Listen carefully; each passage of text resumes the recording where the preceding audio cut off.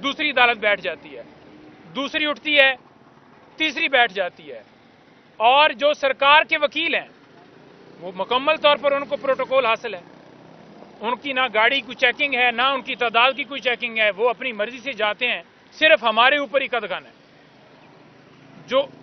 जो शख्स उनको लगता है कि ये वकील आकर आज फर्द जुर्म जो है वो रोकेगा या उसके ऊपर वो लीगल कोई आगे एक्शन लेते हुए कोई ऐसी बात करेगा कि सर ये जवाब नहीं बनता या कोई थोड़ी सी रेजिस्टेंस डालेगा, तो उसको गेट के बाहर ही वैसे ही रोक दिया जाता है।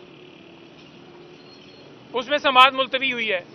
खान साहब ने आज बड़ा वाज़ेह तौर पर मीडिया वालों से भी बात करते हुए उन्होंने ये कहा कि मेरे ऊपर सिर्फ और सिर्फ कसूर ये है कि मैंने एब्सोल्युटली नॉट कहा।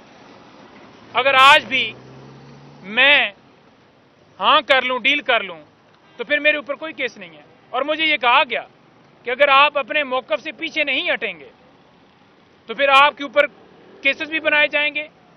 और खान साहब ने साइफर केस के हवाले से ये कहा कि 2022 के अंदर मुझे कहा गया कि आपके खिलाफ सीक्रेट एक्ट के तहत कार्रवाई की जाएगी, जिस वक्त किसी को भी नहीं पता था।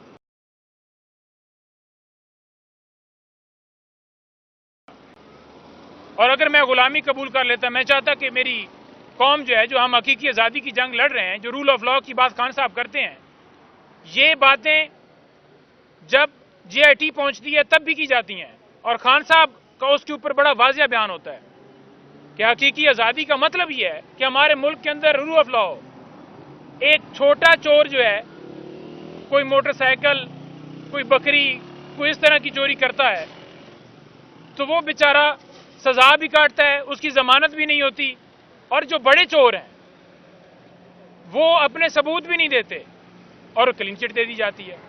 तोशा खाना के ऊपर खान साहब ने मुझे, और साइफर के हवाले से 3-4 जो केसेस चल रहे हैं उनके ऊपर उन्होंने मुझे कहा कि आपने जाकर बताना है। साइफर केस के हवाले उन्होंने बताया कि बड़ा क्लियर कट है, जिन लोगों ने साजिश की, जिन लोगों ने इस मुल्क के खिलाफ साजिश की, जो इस साजिश में इन्वॉल्व हुए, उनके ऊपर कोई केस नहीं है। जिसने साजिश को एक्सपोज किया उसे अंदर डाल दिया गया। यह है केस। दूसरे नंबर पर उन्होंने कहा कि जो तोशा खाना वाला है, सिर्फ और सिर्फ ये एक ड्रामा रचाया जा रहा है।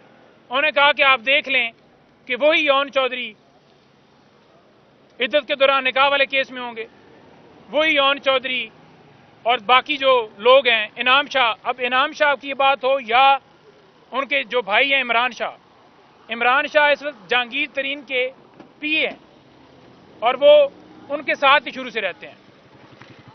तो वो शख्स जो इस वक्त हमको इलेक्शन से आउट करना चाहते हैं, जो हमारे हरीफ हैं, उनसे गवाही ली जा रही है, उनको अप्रूवर बनाया गया है। तो आप इससे अंदाजा लगा लें कि ये किस तरह से एक प्लान के तहत ये सारा काम किया जा रहा है। वो लोग जो हमारे मुखालिफ हैं, वो लोग वही हमारे यहां पर आकर गवाह बने। तो उस गवाही की क्या वैल्यू है? गवाही तो वो होती है कोई ऐसा बंदा जो न्यूट्रल हो। आपका दुश्मन आपके खिलाफ गवाही देगा ना, आपका दोस्त तो नहीं है वो। तो उन्होंने ये भी कहा कि ये जो गाड़ियां शरीफ साहबान ने और दूसरा वो जरदारी उन्होंने ली हैं और जो उनके केसेस हैं उसके ऊपर क्या अपडेट है। उन्होंने कहा जी जो हमारा रिकॉर्ड था, जो हमारे ऊपर केसेस थे, हमने तमाम जो है हमने बात एडमिट की कि जनाब आप गिफ्ट की बात कर रहे हैं, तो जो प्रोसेस था उसे अडॉप्ट किया गया, बल्कि 4 गुना ज्यादा कीमत के ऊपर वो अदा की गई। और जो लोग ले ही नहीं सकते थे, जो तोशाखाना का कानून है उसके मुताबिक गाड़ी ली नहीं जा सकती, उसके ऊपर कोई जस्टिफिकेशन आई है। बल्कि कभी वो कहते हैं गाड़ी हमारी है, कभी वो कहते हैं गाड़ी हमारी नहीं है।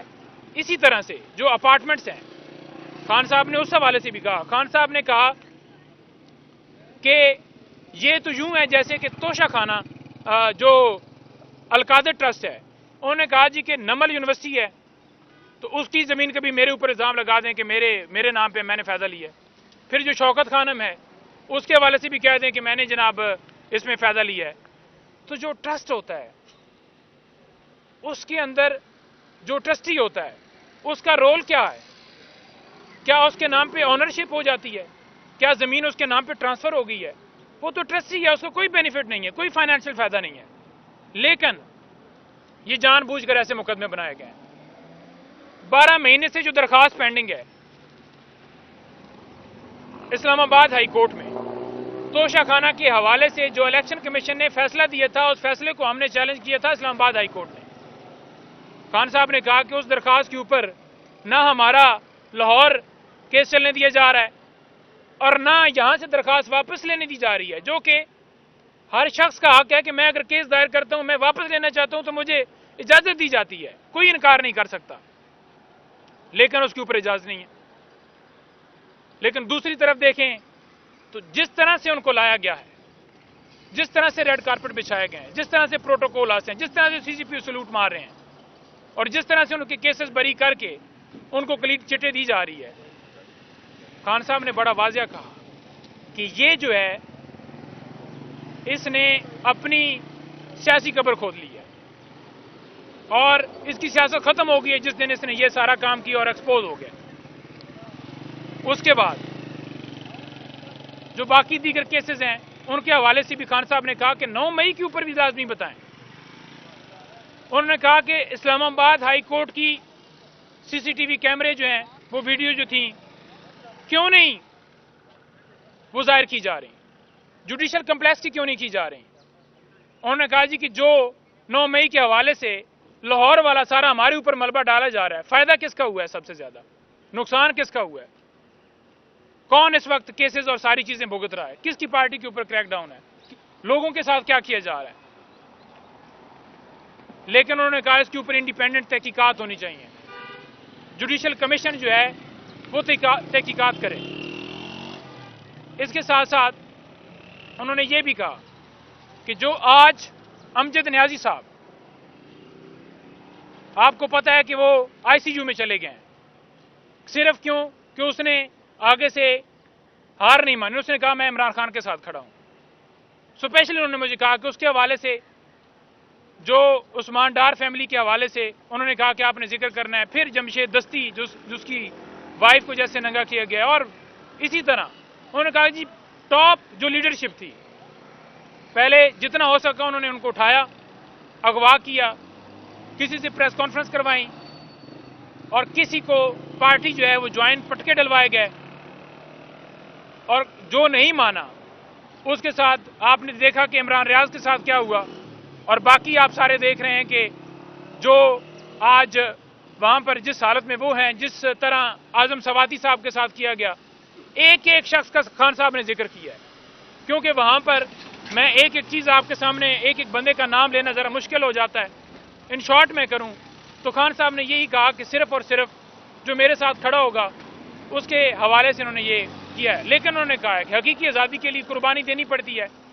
کسی صورت جو خبریں چلا رہے ہیں کہ ڈیل عمران خان کرے گا یا عمران خان کے کوئی آنسو آ گئے، اگر اس نے ڈیل کرنی ہوتی تو وہ اس وقت کر لیتا جب اس کی حکومت گرائی گئی، ڈیل کرنی ہوتی تو اس وقت کر لیتا جب اس کے اوپر یہ کہا جا رہا تھا کہ آپ کے اوپر حملہ کیا جائے گا، اور حملہ ہوا۔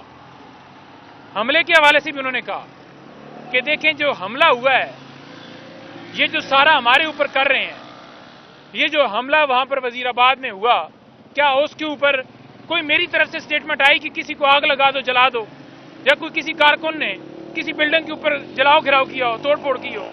کسی نے کیا ہے؟ سب سے بڑا واقعہ تو وہ تھا نا کہ میری جان کے اوپر حملہ ہوا تھا۔ تو یہ صرف اور صرف میرے اوپر، پارٹی کے اوپر یہ سارا کیا جا رہا ہے۔ 8 فروری کے حوالے سے انہوں نے کہا ہے کہ ہمارے جتنے کارکن، پورا پاکستان، یوتھ، ILF، جتنے لوگ ہیں، انہوں نے کہا کہ آپ متحد ہوں، ڈٹے رہیں، اور یہ جو مرضی کر لیں، عبرتناک شکست ہوگی ان کی، ضمانتیں ضبط ہوں گی ان کی، اور 8 فروری انشاءاللہ تعالی ہر طرف عمران خان ہو جائے گی۔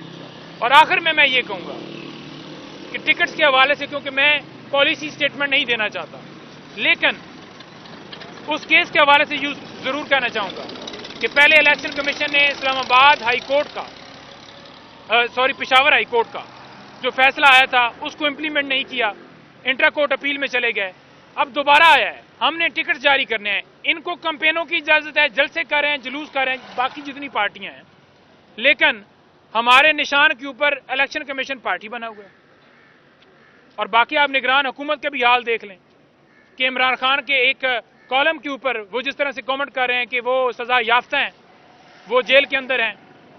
پہلی تو بات یہ ہے کہ ان کی سزا سسپینڈ ہو گئی ہے، اور کیا جیل سے جتنے یہ صاحبان باتیں کر رہے ہیں اپنی پارٹیوں کا ذرا ریکارڈ چیک کریں، اندر سے کتابیں، آرٹیکل اور ساری چیزیں نہیں لکھی گئیں۔ کیا کسی قانون کے اندر قطعاً ہے کہ کوئی بندہ اگر قید ہوگا تو وہ لکھ نہیں سکتا، پڑھ نہیں سکتا، پہننے کی اس کی اجازت نہیں ہوگی؟ عمران خان کی تصویر سے خوف سے لے کر بلے کے خوف سے لے کر اس کے کھمبے سے بھی یہ ڈر چکے ہیں۔ Thank you.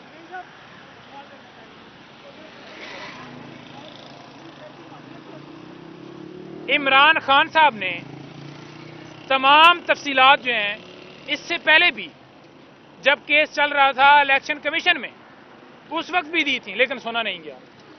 جب ڈسٹرکٹ کورٹ میں چل رہا تھا وہاں بھی سنا نہیں گیا، گواہوں کو پیش کرنے کا موقع نہیں دیا گیا۔ چند سیکنڈز کے اندر یہ عمران خان صاحب کو سزا دے کر واٹس ایپ کے اوپر گرفتاری ڈالی گئی۔